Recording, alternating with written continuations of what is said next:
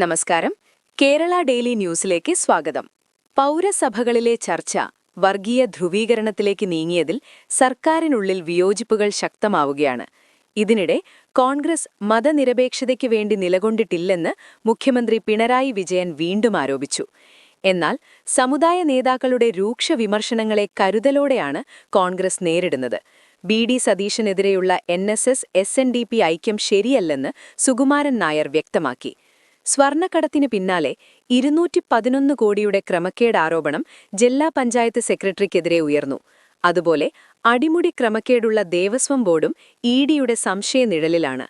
അതേസമയം കഴിഞ്ഞ 10 വർഷത്തെ മികച്ച മുന്നേറ്റം ഗവർണറുടെ നയപ്രഖ്യാപന പ്രസംഗത്തിൽ ഇടം നേടി. മാത്രമല്ല, വർക്ക് നിയർ ഹോം പദ്ധതി വ്യാപിപ്പിക്കാൻ തദ്ദേശ സ്ഥാപനങ്ങളോട് മുഖ്യമന്ത്രി നിർദ്ദേശിച്ചു. വയനാട് പുനരധിവാസത്തിനായി ആദ്യഘട്ട വീടുകൾ ഫെബ്രുവരിയിൽ കൈമാറാനും തീരുമാനമായി. പക്ഷേ കാസർകോട് വെള്ളിക്കീഴിലെ കർഷകർ വൈദ്യുതിയില്ലായ്മയിൽ ദുരിതത്തിലാണ്. മലപ്പുറത്ത് പ്രതിഷേധങ്ങൾ വകവെക്കാതെ 2 പോസ്റ്റ് ഓഫീസുകൾ അടച്ചുപൂട്ടുകയും ചെയ്തു. ഈ ന്യൂസുകളിൽ നിങ്ങൾക്കെന്തു തോന്നി? കമന്റ് ചെയ്യൂ. ശുഭദിനം.